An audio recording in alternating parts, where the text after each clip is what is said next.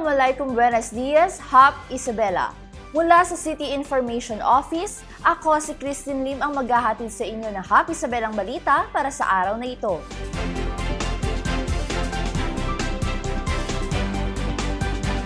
Parade of Lights, fireworks display at pagharana ni Wilbert Ross tampok sa pagbubukas ng Sakayan Festival 2024.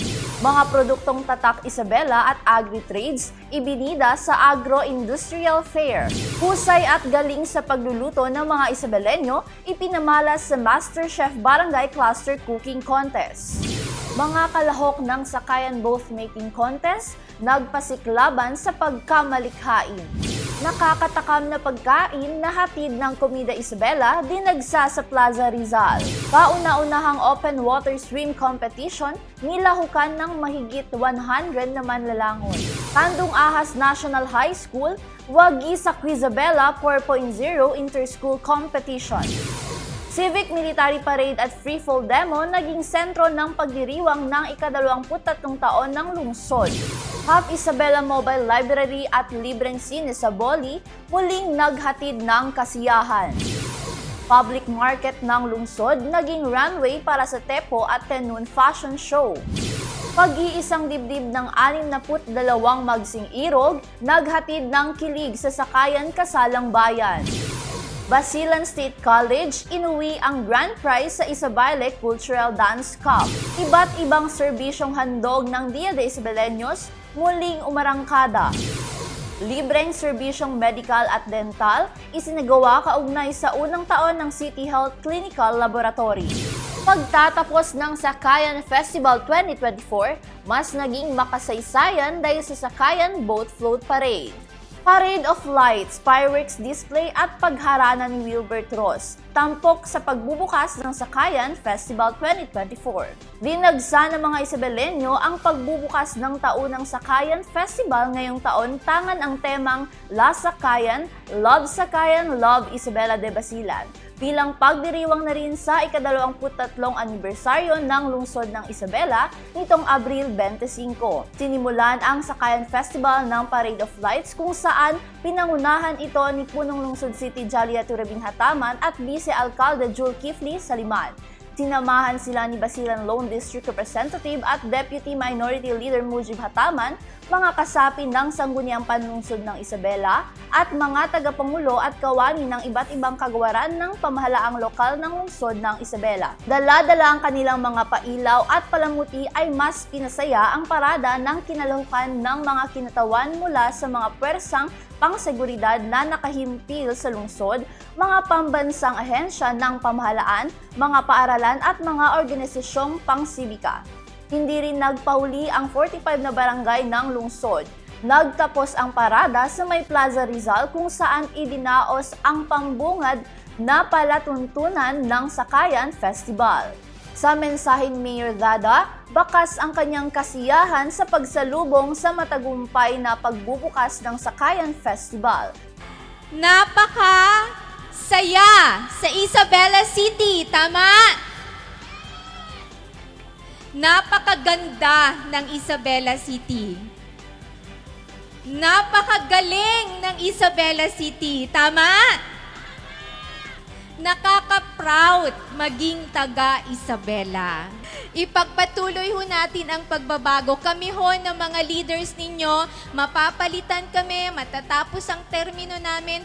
Ang aasahan naming magpapatuloy ng lahat nitong magandang nangyari sa Isabela City ay kayo. La Sakayan, Happy Isabela. Maraming salamat po. Dinumog at napuno naman ang madla ng hiyawan, kilig at saya dahil sa sorpresang pagtatanghal ni Wilbert Ross. Isang aktor, mga awit, kompositor, dating miyembro ng It's Showtime hashtag at ang taong nasa likod ng paboritong kantang Langga. Pinasaya ni Wilbert ang Isabeleños, hindi lamang ang mga kababaihan kundi pati na rin ang mga kalalakihan. Mga produktong tatak Isabela at Agri-Trades ibinida sa Agro-Industrial Fair. Yan ang Hap Isabelang balita hatid ni Christian Galano. Hindi mawawala sa pagdiriwang ng Sakayan Festival ang pagtatanghal ng mga lokal na produkto at agri-trade sa Hap Isabela Agro-Industrial Trade and Tourism Expo o HITE. na ginanap sa Plaza Rizal nitong ika-26 ng Abril. Nagpakitang gilas ang mga clusters na binubuo ng iba't ibang barangay sa pagsasaayos ng mga booth kung saan ipinakita at ipinakilala ang mga natatanging produkto ng lungsod. Layunin ng AITE na magbigay pugay sa ating mga lokal na magsasaka at mangingisda kaugnay sa kasalukuyang potensyal ng lungsod sa larangan ng agrikultura, kalakalan at turismo. Dinaluhan ng nasabing aktibidad ni Mayor City Jalia Turabi Nataman, Vice Mayor Julkipli Saliman, DTI Zamboanga at Isabela City Provincial Director Grace Aduca, Agricultural Promotion Coordinator Arnold Buestrada, DOT9 Regional Director Dara May Catalunya na nirepresentahan ni Senior Tourism Officer Precious Jane Rebollos at Erlinda Puy mula sa BFAR RFO9. Pinangunahan naman ni Agricultural Training Institute 9 OIC Center Director Jerry Pagarigan ang MOA signing para sa panibagong learning site for agriculture or LSA na pinangalanan Integrated Diversified City Agriculture Fisheries Farm School or IDCAF. Bunga ng pagtutulungan at pagkamalikain na kamit ng Barangays Cluster 3 ang Best Haiti Booth Award at ang Barangays Cluster 5 naman ang nakauwi ng Top Grocer Award. Christian Galano para sa Balitang Hap Isabela.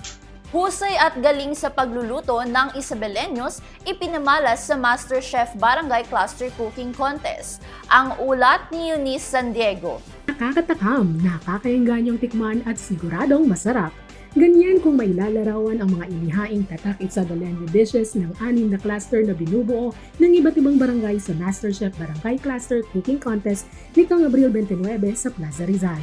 Ang ganitong paligsahan ay isang paraan ng pagsulong ng kulinarya bilang isang karanasan, kamalayang pangturismo at refleksyon ng pagkakakilanlan ng Isabeleño. Ang MasterChef Challenge ay nahati sa 2 kategorya, Sakayan Full Course Meal Preparation at ang Secret Recipe Challenge. Nagsilbi bilang mga hurado sina Basilan District 1 Board Member Ahmed Ibni Jaliba Taman, Basilan Provincial Information Officer Richard Palcatan, Municipality of Submissive Tourism Officer Lenny Handang, Chef Tahir Ayunan Malikol at ang may-ari ng Sabores Cafe, Chef Laika Bukoy Talagtag. Exciting, no? Maganda yung setup ngayon kasi you have yung clusters nga made up of yung different barangay. Tapos, ayun, we're excited to, no? Kasi judge din ako ngayon. We're excited to try out yung food, no? Kung anong magagawa nila. Umikot na kami kanina. So, yung nakita namin mga iba-ibang styles, iba-ibang ano. May mga traditional yakan foods. Pero I think meron din yung mga traditional na ibang foods naman yung mga restaurant, ibang ano, barbecue and whatnot. So, very excited to try it out. Eunice San Diego, Balitang Hap Isabela. Mga kalahok ng Sakayan Both Making Contest nagpasiklaban sa pagkamalikhain. Ang mga detalye mula kay Christopher Digon.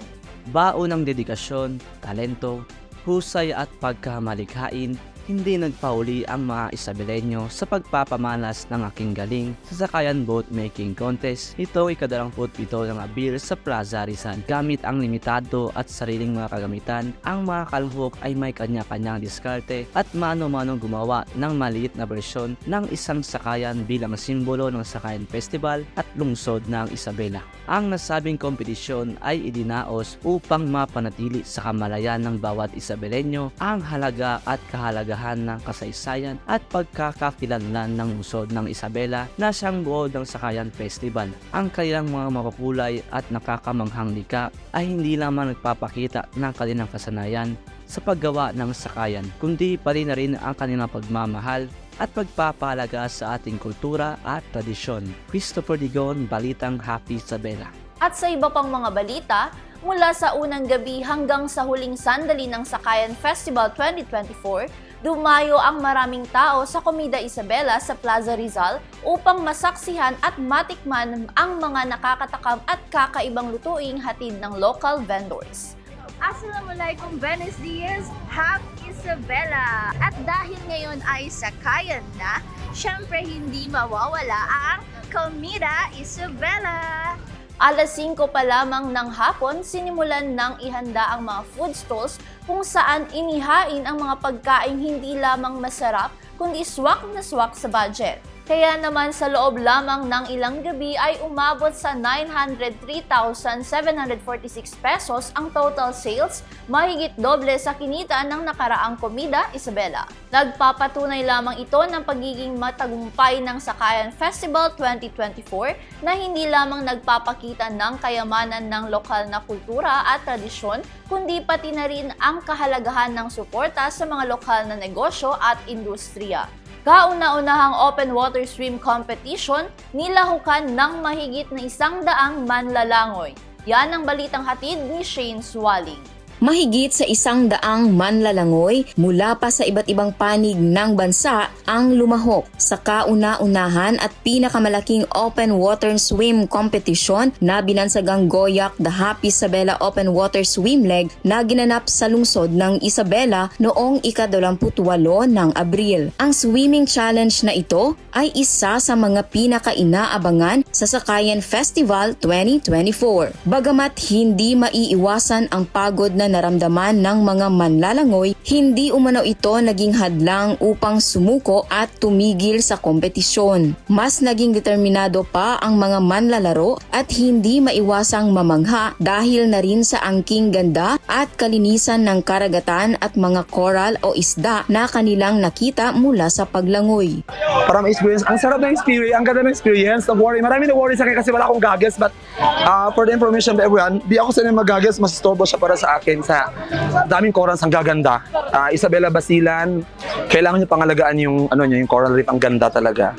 Tampok sa kompetisyon na ito ang mga lugar na Fuego Fuego Beachfront, Marang-Marang Floating Cottages at Pahali White Beach Resort. Personal itong sinaksihan ni na Mayor City Jaliat Turabin Hataman, Basilan District 1 Board Member Amin Hataman at Olympian Jairullah Jaitullah, isang manlalangoy mula sa Malamawi Island na sumalang sa kompetisyon noong 1972 at 1984 Summer Olympics. Ang kompetisyon na ito ay naging posible sa pakikipagtulungan ng Department of Tourism 9 at ng Local Government Unit of Isabela sa pamamagitan ng City Tourism Office. Shane Swaling, Balitang Happy Isabela. Tandong Ahas National High School, wagi sa Quizabela 4.0 Interschool Competition. Nagbabalik Eunice San Diego. Sumabak ang mga kabataang Isabelenyo mula sa 17 pampubliko at pampribadong paaralan sa tagisan ng talino sa Quizabela 4.0 Interschool Competition na ginanap sa Sangguniang Panlunsod nitong ika-27 ng Abril.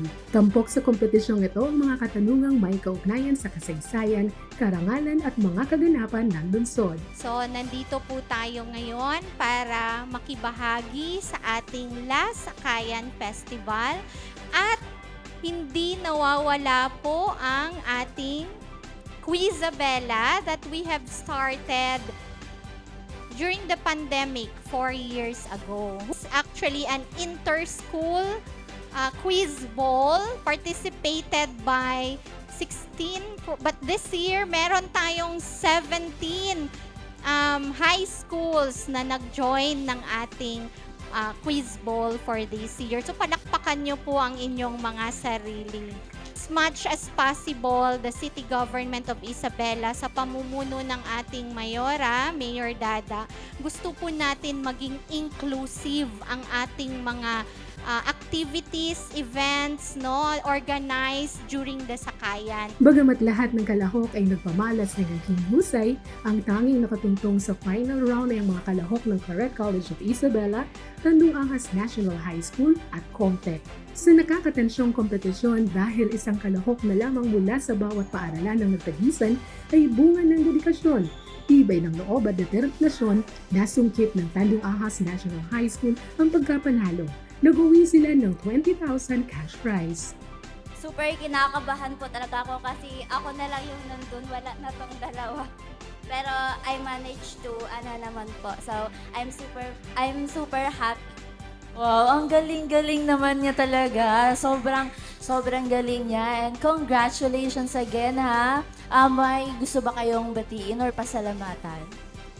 Pinapasalamatan po namin yung aming coaches, si Ma'am Evelyn, si Sir Jonard, at ang aming school principal na si Dr. Lulushari Baki. Sobrang supportive po talaga niya sa amin, as in. Sa parehong araw, naganap rin ang essay writing contest hinggil sa May Sakayan Story, kung saan nagpakitang gilas at nagpamalas ng kahusayan sa larangan ng pagsulat ang 16 na pangatlan mula sa iba't ibang parte ng lungsod. Nakakamangha dahil sa kauna-unahang pagkakataon, hindi tinta ang kanilang ginamit sa pagsulat kundi ang pagtipa sa keyboard. Ang mga patimpalak tulad nito na may kaugnayan sa akademya ay isang paraan lamang para sa pagbabahagi ng talino kundi upang payapungin palalo ang mga pagpapahalaga sa ating lungsod. Muli, Eunice Liego para sa Balitang Happy Isabela. Civic Military Parade at Free Fall Demo naging sentro sa pagdiriwang ng ika-23 taon ng lungsod. Ang mga detalye alamin natin mula kay Raihana Albani. Sa kauna-unahang pagkakataon sa kasaysayan ng Sakayan Festival, ay isinagawa ang Civic Military Parade bilang paggunita sa Isabela City's 23rd Charter Day na aktibong dinaluhan ng mga estudyante, kawani ng gobyerno, uniformed personnel at mga lokal na opisyal na pinangunahan ni Mayor City Jalia Turabin Hatama, katuwang si Vice Mayor Julie Kifli sa Lima. Ang parada ay nagtapos sa Isabela City Athletic Grandstand. Ang aktibidad na ito ay isang daan upang magbigay ng karangalan sa katapangan ng mga kalalakihan at kababaihan sa nakaraan at kasalukuyan kung saan dugot pawis ang kanilang itinaya upang masiguro ang kaligtasan ng lungsod. Pagpupugay sa ating mga bayani. Lahat tayo ay tinawag sa serbisyo, ngunit ilan lamang ang tumugon na may katapangan at kadakilaan katulad ninyo. Araw-araw na ginawa ng Diyos, nagpapasalamat kami sa inyo. Dahil sa inyo, nagpapaalam ako sa aking anak bago umalis ng bahay at syempre sa kagustuhan ng Diyos, kampante akong makakauwi sa aking pamilya ng matiwasay. It is a harder challenge to maintain peace. Hindi namin sasayangin ang inyong sakripisyo. Ang Isabelenyo ay magiging mabuting Basilenyo, magiging mabuting Pilipino.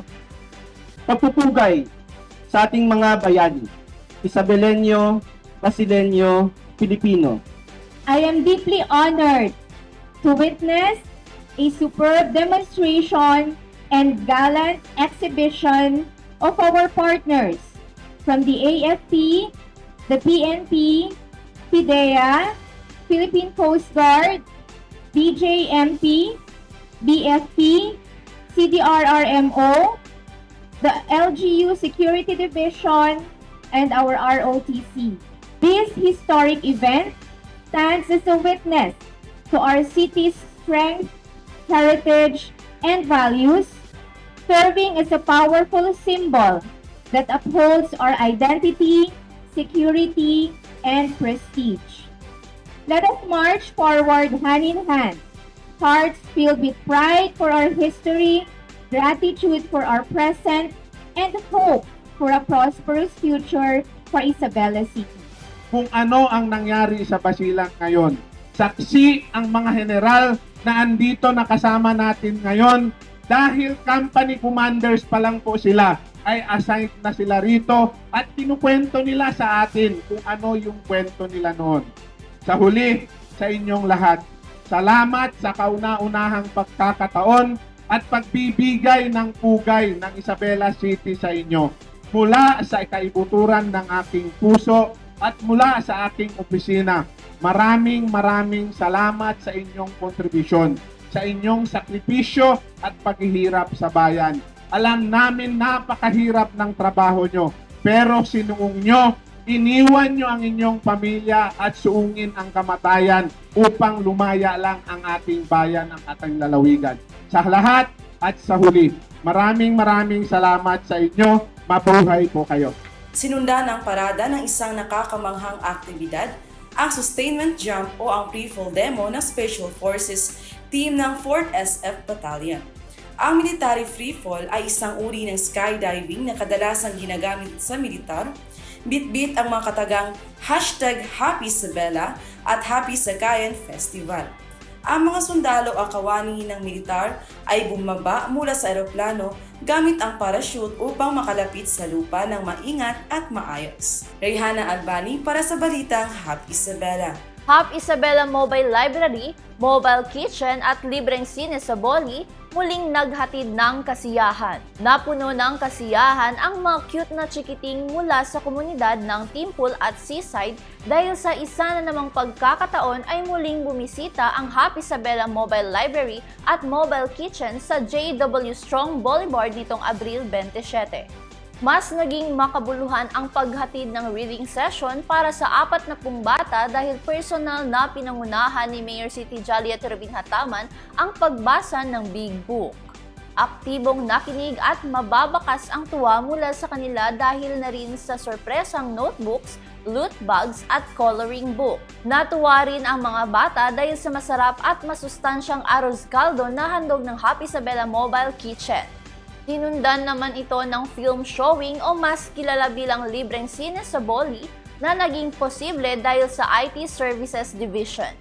Masayang dinaluhan ito ng mga pamilya at park goers na laging pumupunta sa Boulevard tuwing hapon ng weekends.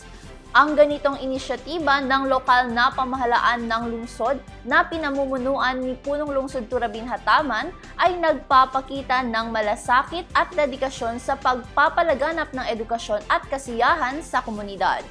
Public market ng lungsod, naging runway para sa Tepo at Tenun Fashion Show. Nagbabalik Shane Swaling. Sino ang mag-aakalang ang Pasangyan Commercial Complex o ang public market ng lungsod ay magiging isang catwalk para sa Ropa Rampa Filipiniana The Tepo and Tenun Fashion Show na ginanap noong ika-30 ng Abril. Sa pamamagitan ng pagbibigay palamuti, pailaw at dekorasyon, nagmistulang runway ang PCC at naging daan upang ipamalas ng mga local designers ang kanilang natatangi at makukulay na likha. Ang fashion show na ito na pinangunahan ng ating Mayor City Joliet Robin-Hataman ay nag-iwan ng makabuluhang marka sa larangan ng sining, tradisyon at maging sa kaunlaran ng ekonomiya. Pinangarap po natin maging isa tayo sa mga haligi ng region. Pinangarap po natin na sana pag sinabing Isabela, pag sinabing Basilan, isa tayo sa mga nagbibigay ng honor at nagbibigay ng pride at ipinagmamalaki. Because we know that we can create so many things that are beautiful coming from Isabela, Basilan. Ang kompetisyon ay hindi lamang nagpakita ng mga kahanga-hangang likha ng mga Isabeleño designers at dressmakers, kundi pagbibigay karangalan rin sa natatanging tradisyon, ang paghahabi mula sa dalawang sumisimbolo sa pagkakakilanlan ng mga kultural na pamayanan sa Basilan, ang Tepo at ang Tenun. Nagsilbing hurado sina Emmy Alexander Englis, presidente ng Davao Fashion and Design Council Foundation, Zamboanga City Tourism Officer Sarita Sebastian Hernandez, Department and Industry Zamboanga City Provincial Director Grace Aduca, Fashion Designer Erich Minyosa, at Tourism Undersecretary Mayra Paz Valderosa Abubakar. Bagamat lahat ng mga likha ay natatangi, punong-puno ng kulay at kahulugan, sa huli nasungkit ni Alvin Biral ang pagkapanalo kung saan ginantimpalaan ng 80,000 cash prize. Muli, Shane Suwaling para sa Balitang Happy Isabela. Pag-iisang dibdib ng 62 magsing irog, naghatid ng kilig sa 2024 Sakayan Kasalang Bayan. Ang mga detalye alamin natin mula kay Rayhana Albani. Hindi matatawaran ang ngiti at kilig na mararamdaman sa mass wedding o Sakayan Kasalang Bayan na ginanap sa City Gym nitong ika-30 ng Abril. Napuno ng kasiyahan ang 62 magsing irog dahil sa pagpapalitan ng I-do at panunumpa ng kanilang mga panata. Sa pahayag ni Vice Alcalde Julkify Saliman, ipinarating niya ang kahalagahan ng pagpapakasal. Ano pa't sinabi niya na mahalagaan niya ang pagpili na kung sino ang sasamahan habang buhay ng walang pagsisisi. Sa kanya namang mensahe, sinabi ni Punong Lungsod Robin-Hataman ay simula sa araw na iyon ay mayroon na umano silang karapatan sa ilalim ng batas ng Pilipinas at kung sakaling sila ay maharap sa mga hamon, magdasal lamang.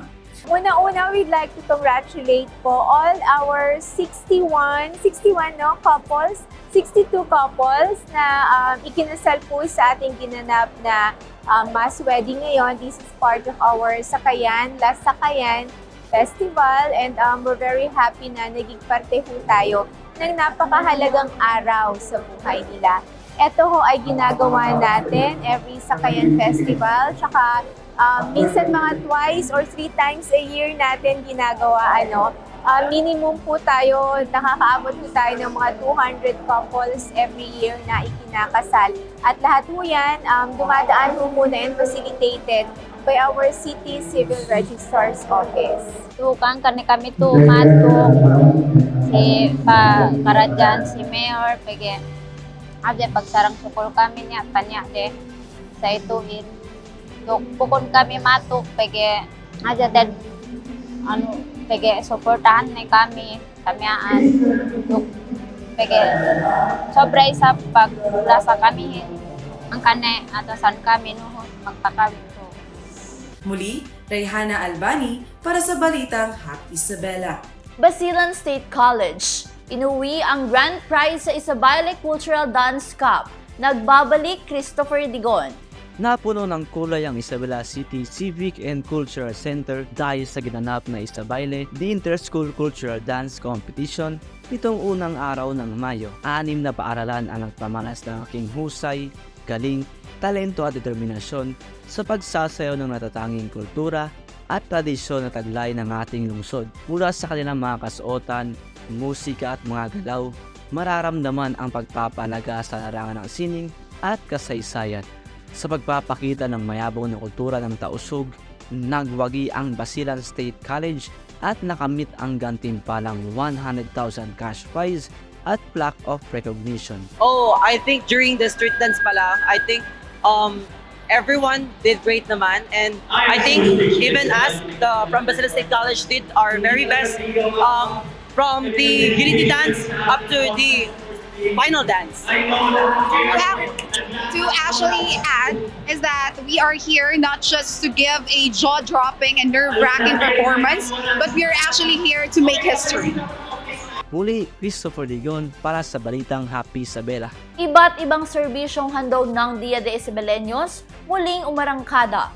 Matagumpay na namang naidaos ang Dia de Isabeleños na may temang trabaho, negosyo, kabuhayan at kasanayan nitong 29 ng Abril sa Plaza Rizal na isinagawa ng pamahalaang lungsod sa pamamagitan ng Public Employment Services Office. Dinaluhan ng mga residente ang iba't ibang serbisyong hatid ng mga ahensya, lalong-lalo na ang inaabangang job fair. Kaya naman labis na ikinatuwa ng mga Isabeleño ang ganitong aktibidad dahil ito'y isang malaking oportunidad upang ang kanilang kakayahan ay tumungo sa pagiging produktibo at mapanatili ang kanilang kalusugan at kabuhayan. Kabilang sa mga aktibidad ay ang sumusunod.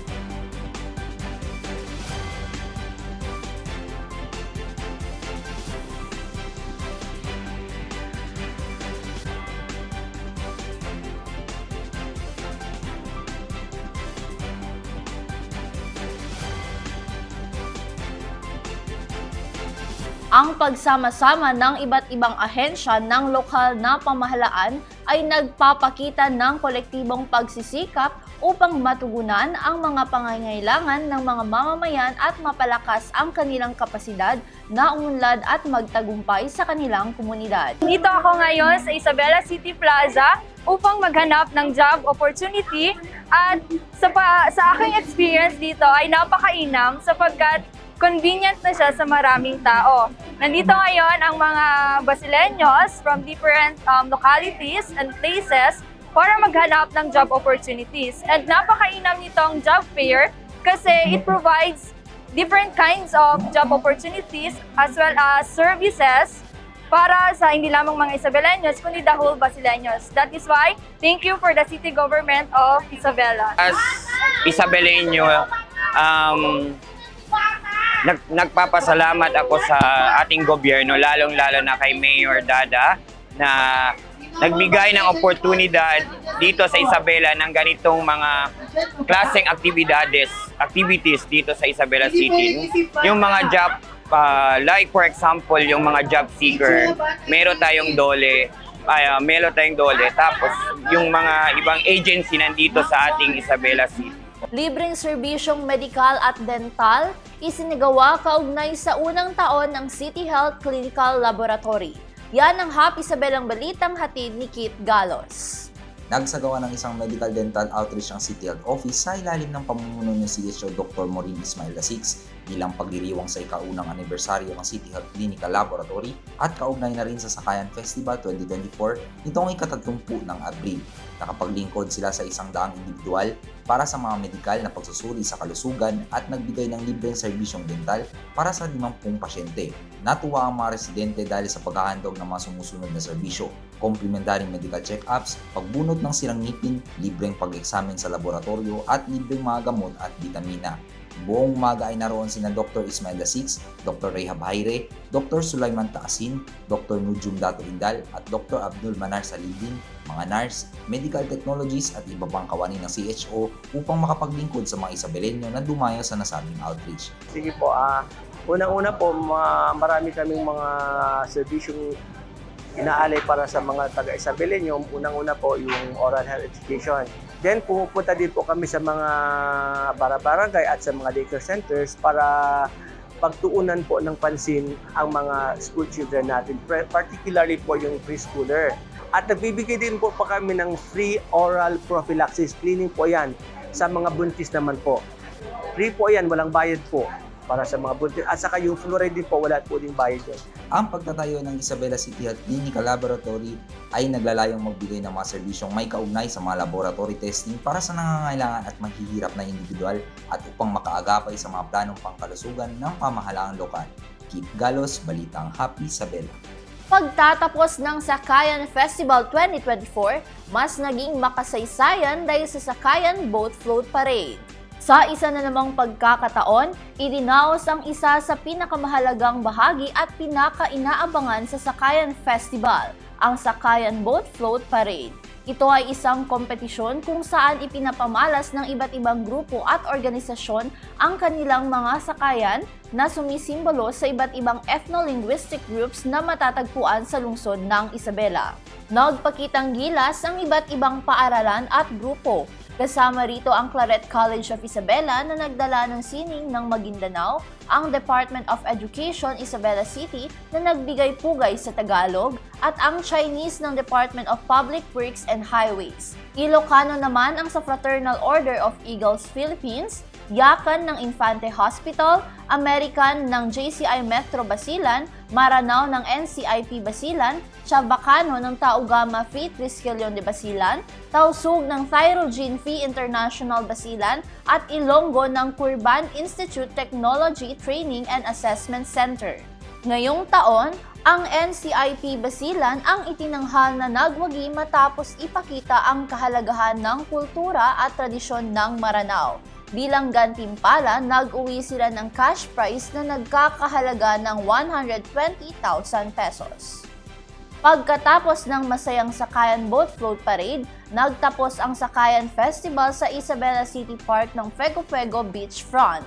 Dito ginawaran ang mga nagwagi sa iba't ibang kategorya ng kanilang karangalan. Ang ilan sa mga dumalo ay sina Basilan Lone District Representative and Deputy Minority Leader Mujib Hataman, Basilan District 1 Board Member Ahmed Ibni Jalib Hataman, Vice Mayor Jul Kifli Saliman, mga konsehal na sina Jeremy Casas, Abner Rodriguez, Karel Anjay Zasakalahul at IPMR Mary May Julhari at ang ating Mayor City Jalia Turbin Hataman. Ang Sakayan Festival ay tunay na naglalayong ipakita at ipagmalaki ang kayamanan ng kultura at tradisyon ng mga Isabelenyo at patuloy na nagbibigay pugay sa mga ninuno at kasalukuyang komunidad. At yan ang nakalap na Happy Isabelang balita sa ginanap na Sakayan Festival 2024 sa lungsod ng Isabela. Antabayanan ang iba pang Happy Isabelang balita sa susunod na linggo. Muli, ako si Christine Lim at ito ang Balitang Kahanga-hanga, Balitang Tatak Hap Isabela, Balitang Hap Isabela.